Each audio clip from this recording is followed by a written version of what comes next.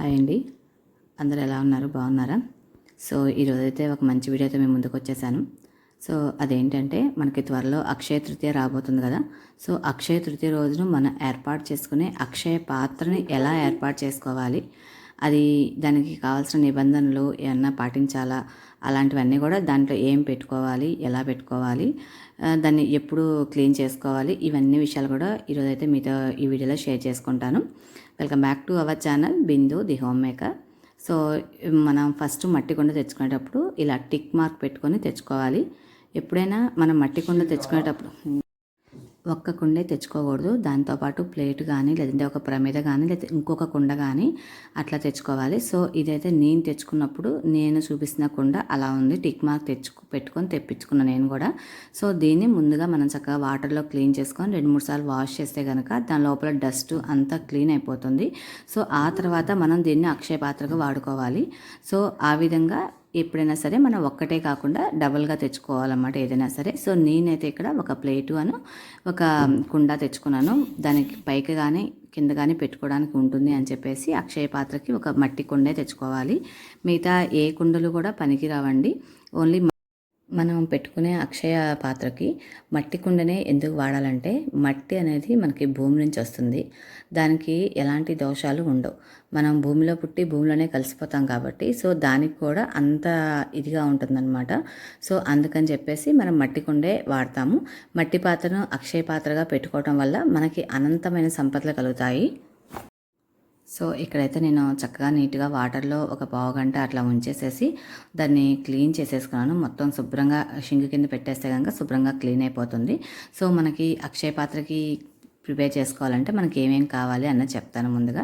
So మట్టి కుండ, పసుపు, కుంకుమ, అక్షంతలు, కొన్ని పూలు, ఎరుపు క్లాత్, ఇంకా మంగళకరమైన వస్తువులు, జవ్వాది, సో ఇవన్నీ కూడా కావాలి. సో నేను చూపించిన ఒక ప్లేటు ఒక కుండ తెచ్చుకున్నాను చెప్పాను కదండి మీ అందరికీ.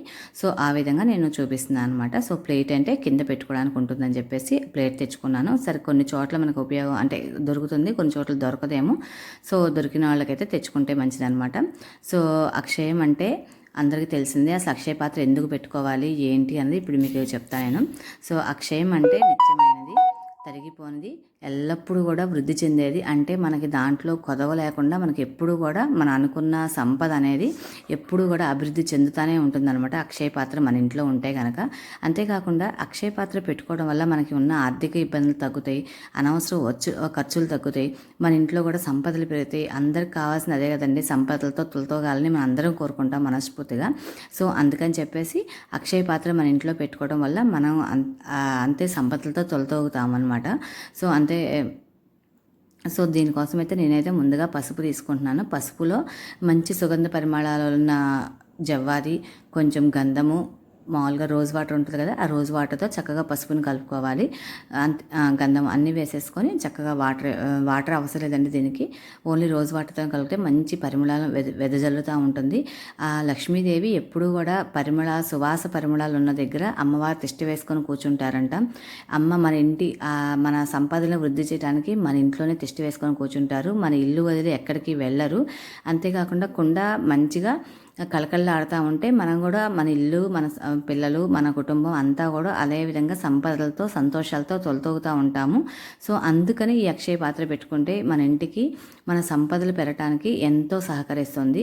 అప్పుల బాధలో ఉన్నవాళ్ళు ఎవరైనా సరే ఇది పెట్టుకుంటే మన ఇంట్లోనే కాదండి మనకి మంచిగా శుభప్రదంగా ఉంటుందన్నమాట.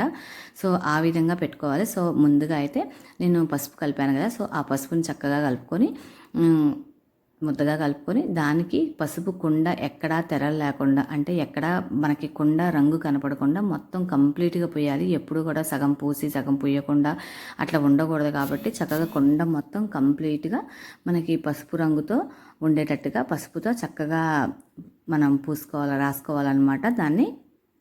ఇక్కడైతే నేను నీట్గా పసుపు కలుపుకొని చక్కగా సుగంధ పరిమళాలు ఉన్న పసుపుతో వాడుకొని చక్కగా రాసుకుంటున్నాను. సో మట్టి కుండ మనకి ఎంతో మంచిది కాబట్టి దీన్నే వాడతాం మనం. మరి ఇత్తడి, రాగి ఇవి ఎందుకు వాడకూడదు అంటే మనకి ఇత్తడి కానీ రాగి కానీ మనం వాడినప్పుడు లేదంటే వెండి కానీ వాడచ్చు అనుకుంటారేమో.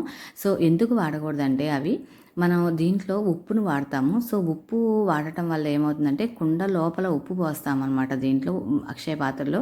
సో దానివల్ల ఏంటంటే దాంట్లో వాటర్ లాగా వచ్చేసి ఆ మెటల్తో అది రియాక్ట్ అవుతుంది. సో దానివల్ల కుండలు పాడైపోతుంది. కుండ పాడైపోతే మన లోపల పెట్టిన వస్తువులన్నీ పాడైపోతాయి. సో దానివల్ల ఏంటంటే మనకి అయ్యో మనం పెట్టింది ఇలా పాడైపోయింది అని బాధ ఉంటుంది. అంతేకాకుండా అమ్మమ్మ ఏదైనా అశుభం జరిగిద్దేమో దీనివల్ల అన్న ఫీలింగ్ ఉంటుంది. సో అందువల్ల అలాంటివి ఏమీ కలగకుండా చక్కగా మట్టి కుండ పెట్టుకుంటే ఉప్పు అనేది మట్టి కుండలో ఏమి కాదు. ఒకవేళ వచ్చిన నీరు వస్తుంది అంతే తప్పితే ఏమి కాదు. కాబట్టి ఇంక ఇబ్బంది లేదనమాట మనకి మట్టి కుండ వాడటం వల్ల. సో అందుకని మనం మిగతా ఏ కుండలు వాడకుండా ఓన్లీ మట్టి కుండలే వాడుకుంటే చాలా మంచిది. సో ఇక్కడ నేనైతే దాన్ని రెడీ చేసి పెట్టుకున్న పసుపు కుండ మొత్తాన్ని పసుపుతో అలంకరించుకొని పెట్టుకున్నాను. సో ఆ తర్వాత కుంకుమ తీసుకొని కుంకుమలో సుగంధ పరిమళాలు ఉన్న మన రోజ్ వాటర్ ఉంటుంది కదా, ఆ రోజ్ వాటర్ తీసుకొని చక్కగా డైల్యూట్ చేసుకొని పెట్టుకోవచ్చు. లేదంటే మనం కాళ్ళకు పెట్టుకునే పారాణి ఉంటుంది కదండి, అదైనా రాసుకోవచ్చు. కానీ ఏంటంటే అది మనం పెట్టుకుంది కాకుండా కొత్తది తెచ్చుకొని పెట్టుకుంటే కనుక మంచి కలర్ ఉంటుంది పారాణి కూడా, అదైనా వాడచ్చు. కొంచెం అది వాటర్గా ఉంటుంది కాబట్టి కుంకంలోనే కొంచెం వాటర్ కలుపుకొని ఇలా యూజ్ చేసుకోవచ్చు అనమాట. మంచిగా కలుపుకొని పెట్టుకొని దాని మీద ఒక మంత్రం రాస్తామన్నమాట, అమ్మవారి బీజాక్షరం రాస్తాము. సో దానివల్ల ఏంటంటే మనం చేసుకున్న మట్టి కుండకి అద్భుతమైన శక్తి వచ్చి దాని సంపదలను పెంచే శక్తి దానికి వస్తుంది. సో అందుకని మనం మట్టి కుండని ఈ విధంగా అలంకరించుకొని ఆ బీజాక్షరం రాసుకుంటాము. సో ఇక్కడ చక్కగా నీట్గా నిదానంగా శ్రీం అనే బీజాక్షరం రాయాలి. సో మనం ఈ పని చేసేటప్పుడు అమ్మవారిని తలుచుకుంటా అమ్మవారు అక్కడే ఉన్నారు అనుకొని అమ్మవారి ముందే మనం చేస్తున్నాము అని మనసులో తలుచుకొని ఆ విధంగా మంచిగా రాసుకోవాలి. సో ఈ బీజాక్షరం రాసుకోవటం వల్ల మన అక్షయ పాత్రకి అద్భుతమైన శక్తి వచ్చి మన సంపదలను అభివృద్ధి చేసే శక్తి వస్తుందన్నమాట. దాని పరంగా మనం తరగని సంపదలు మనకి లభిస్తాయి. అందుకని ఆ విధంగా మనసులో అమ్మవారిని తలుచుకుంటా నీట్గా శ్రద్ధగా చేసుకోవాలి ఈ పని మాత్రం. సో దీన్ని అక్షయ పాత్రని ఎప్పుడు పెట్టుకోవాలి అంటే కనుక మన అక్షయ పాత్రని అక్షయ తృతీయ రోజు పెట్టుకుంటే చాలా మంచిదండి. అక్షయ తృతీయ రోజు మన అమ్మవారికి పూజ చేసుకుంటాము. సో లక్ష్మీదేవిని కుబేరుని కలిపి పూజ చేసుకుంటాం కాబట్టి ఆ రోజు మనం పెట్టుకోవడం వల్ల మన సంపదలు అనేవి చాలా బాగా వృద్ధి చెందుతాయి. అంతేకాకుండా మన ఇంట్లో సుఖ సంతోషాలతో మన ఇల్లు కూడా ఆనందంతో ఎప్పుడూ ఉంటుంది. అంతే ఒకవేళ ఎవరికన్నా అక్షయ తృతీయ రోజు కుదరదు అనుకుంటారు కదండి, కొంతమంది ఏదైనా ఇబ్బంది రావచ్చు, ఏదైనా ఊరు వెళ్ళచ్చు, లేదంటే ఆడవాళ్ళు ఇబ్బంది రావచ్చు. సో అలాంటప్పుడు వాళ్ళు కనుక పెట్టుకోవాలి అనుకుంటే అక్షయ పాత్రని పౌర్ణమి రోజు కానీ శుక్రవారం రోజు కానీ మంచి తిథి రోజులు ఏకాదశి రోజు అట్లాంటి మంచి తిథి రోజుల్లో మనం దీన్ని చక్కగా పెట్టుకోవచ్చు. దీపావళి రోజు కూడా పెట్టుకోవచ్చు అండి. దీపావళి అమావాస్య రోజు మనం అమ్మవారికి పూజ చేసుకుంటాం కదా, ఆ రోజైనా మనం దీన్ని ప్రతిష్టాపించుకోవచ్చు. సో దీన్ని ప్రతిష్టాపించుకున్న తర్వాత ఒక్కసారి మనం దాన్ని తయారు చేసుకున్న తర్వాత దాన్ని అయితే కింద పెట్టకూడదు. దీన్ని మనం ముందు ప్రిపేర్ చేసుకున్న తర్వాత దాన్ని ఎప్పుడు మనం క్లీన్ చేసుకోవాలి అంటే దీన్ని చాలామంది మనకి పూజా స్థలం అనేది కొంతమందికి పెద్ద గదులు ఉంటాయి, కొంతమందికి చిన్న గదులే ఉంటాయి, షెల్ఫ్సే ఉంటాయి. సో వాళ్ళు ఏంటంటే మనకి మరి అన్నీ పట్టాలి కదండి, దేవుడు పటాలు మనకి ప్రమిదలు ఇవన్నీ ఉంటాయి కదా దేవుడు సామాను. సో అవన్నీ పట్టలేదు అనుకున్నప్పుడు దీన్ని మనం చక్కగా బీరువాలో పెట్టుకోవచ్చు. అక్షయ తృతీయ రోజు మాత్రం ఆ రోజు మనం దేవుడి దగ్గర పెట్టుకొని ఆ రోజు మొత్తం ఉంచుకొని ఒక నిద్ర చేసి ఆ తర్వాత నెక్స్ట్ రోజు మనం తీసేసుకొని మనం దాన్ని చక్కగా బీరువాలో పెట్టుకోవచ్చు. ఎందుకంటే అందరికీ అలాగా ఉండదు కాబట్టి. సో నేనైతే ఇక్కడ శ్రీం అనే బీజాక్షరం రాసుకున్నాను నా అక్షయ పాత్రకి. ఆ తర్వాత ఆ బీజాక్షరానికి అటు ఇటు స్వస్తిక్ మార్కులు వేసుకున్నాను. సో సవ్య దిశలో స్వస్తిక్ మార్క్ వేసుకోవాలి ఎప్పుడు కూడా. ఆ స్వస్తిక్ మార్క్ కూడా మనకి శుభానికి సూచకం కాబట్టి మనం లక్ష్మీదేవికి ఇష్టమైనది కాబట్టి సో స్వస్తిక్ మార్క్ని రెండు వైపులా వేసుకున్నాను. ఆ తర్వాత పైన కూడా చక్కగా కుంకుమ బొట్టలతో మంచిగా అలంకరించగల చూడంగానే లక్ష్మీ కళతో అది విరాజిల్లుతా ఉండాలన్నమాట. లక్ష్మీ కళ ఎప్పుడైతే ఉట్టి పడతా ఉంటుందో మనకి కూడా అంతే విధంగా మన ఇంట్లో కూడా లక్ష్మీ కళతో మన ఇల్లు కూడా ఎప్పుడు బాగుంటుంది. సో నేనైతే ఇక్కడ చక్కగా నీట్గా అన్ని బొట్లు పెట్టేసుకొని నీట్గా రెడీ చేసేసుకున్నాను.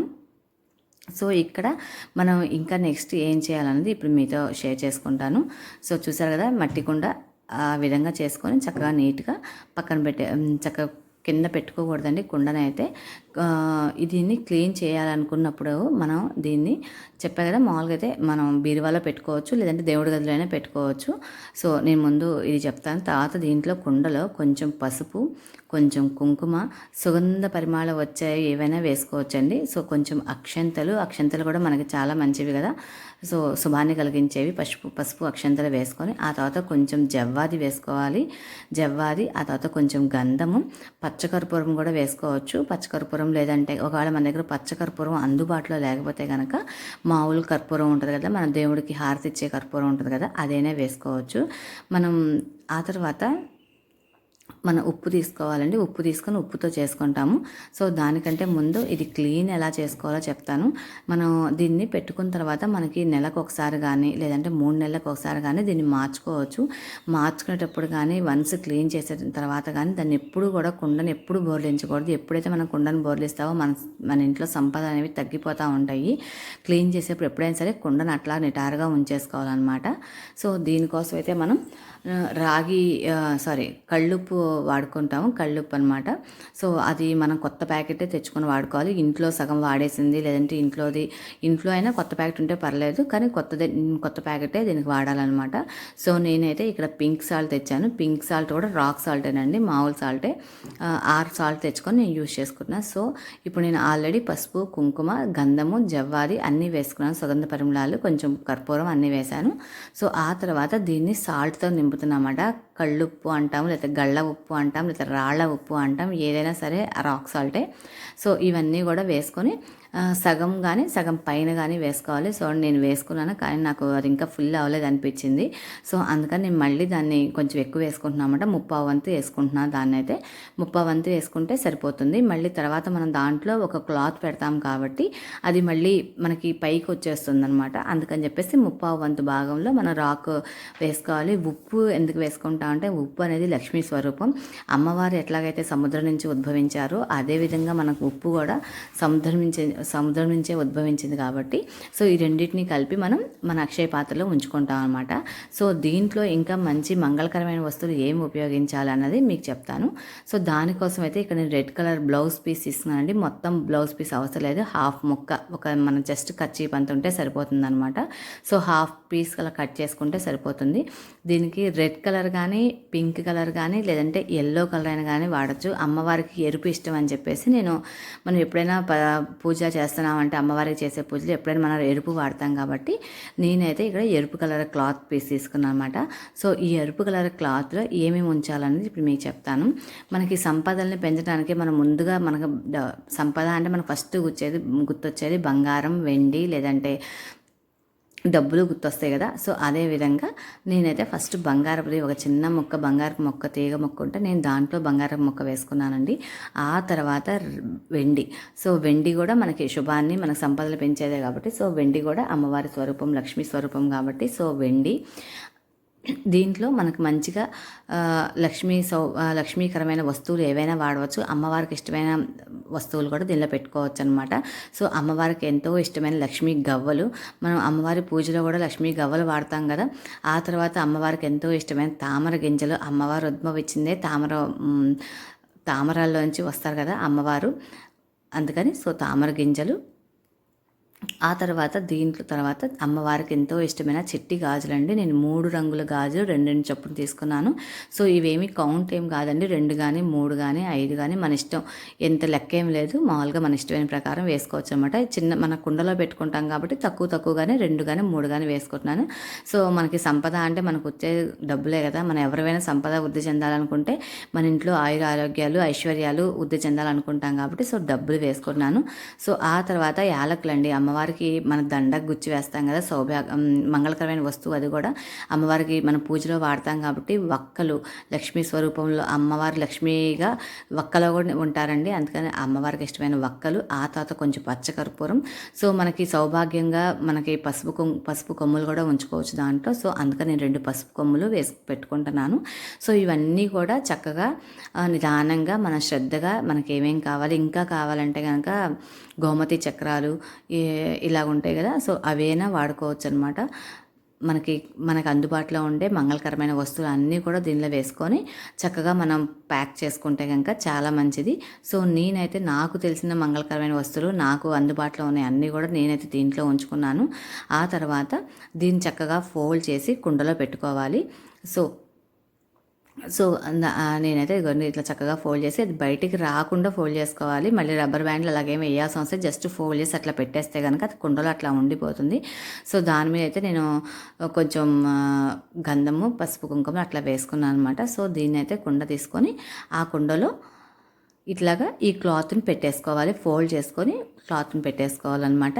ఒకవేళ బంగారం ముక్క కానీ వెండి ముక్క కానీ వెండి పీస్ కానీ లేకపోతే దాంట్లో చక్కగా రాగి కాయిన్ అయినా పెట్టుకోవచ్చు, ఇబ్బంది ఏం లేదు. ఆ తర్వాత మనం 500 కానీ 100 రూపాయలు కానీ ఏదైనా సరే డబ్బులు అనమాట. కొంతమంది 5 నోట్లు పెడతారు, కొంతమంది ఒక్క నోటే పెడతారు. సో ఏదైనా పర్వాలేదు, ఎలాగైనా పెట్టుకోవచ్చు అనమాట. సో నేనైతే 500 రూపాయల నోట్ పెట్టుకొని దాని పక్కన ఒకటి పెట్టుకొని 1 రూపాయి యాడ్ చేసుకుంటున్న, 1 రూపాయి కానీ 2 రూపాయలు కానీ. ఎందుకంటే ఎప్పుడైనా మనం శూన్యం 500లో శూన్యం 0 ఉంటుంది కదా, శూన్యం అయిపోద్ది అనమాట మనం ఒకటి యాడ్ చేయకపోతే. అందుకని చెప్పేసి శూన్యం కాకుండా ఉండేదానికి మనం 501 కానీ 101 కానీ అట్లా వేసుకుంటాం. గుళ్ళో అయినా మనం దక్షిణ వేసేటప్పుడు అలాగే వేయాలంట. సో దీన్ని అయితే మనం ఎప్పుడు కింద పెట్టుకోకూడదని చెప్పా కదండి. సో దాన్ని ఈ కుండలో ఇట్లా పెట్టేసుకొని దాని మీద కొంచెం మనం ఇది వేసుకోవాలన్నమాట. కొంచెం గంధము, కొంచెం పసుపు, కుంకుమలు వేసుకొని దాన్ని మనం అరేంజ్ చేసుకోవాలి. సో ఇక్కడైతే కుండను పెట్టుకోవడానికి ఒక ప్లేట్ తెచ్చుకున్నాను కదండి, మట్టి ప్లేటు. సో మట్టి ప్లేట్ లేకపోతే రాగి ప్లేట్ కానీ ఇతర ప్లేట్ కానీ వాడుకోవచ్చు. సో దాని మీద బియ్యం కానీ గోధుమలు కానీ ధాన్యం కానీ ఏదైనా పెట్టుకొని ఇట్లా మనం దాన్ని అరేంజ్ చేసుకోవాలన్నమాట. ఆ అక్షయ పాత్ర ఎప్పుడు కూడా మనం ఇంట్లో సకల సంపదలు అభివృద్ధి చేయడానికి మన ఇంట్లో పెట్టుకుంటే చాలా మంచిదండి. ఎవరైనా పెట్టుకోవచ్చు, దీనికి ఎటువంటి నియమ నిబంధనలు నిష్టలు మన ఇంట్లో ఆనవాయితీ ఉండాల్సిన అవసరమే లేదు.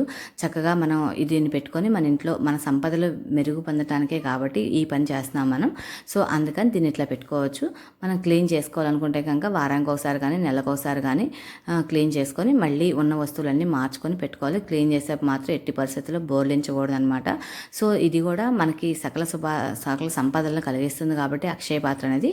సో మన ఇల్లు ఎప్పుడూ అక్షయంగా ఉండాలి, అన్ని విషయాల్లో అక్షయంగా ఉండాలి. మన ఇంట్లో ధాన్యాలు కానీ సంపదలు కానీ ఆరోగ్యం కానీ ఎప్పుడు అక్షయంగా ఉండాలి, తరిగిపోందిగా అందరం బాగుండాలి అనుకొని కోరుకుంటా ఈ అక్షయ తృతీయ రోజున అక్షయ పాత్ర ఈ విధంగా అరేంజ్ చేసుకోవాలండి. సో మీకు కనుక నెక్స్ట్ వీడియోలో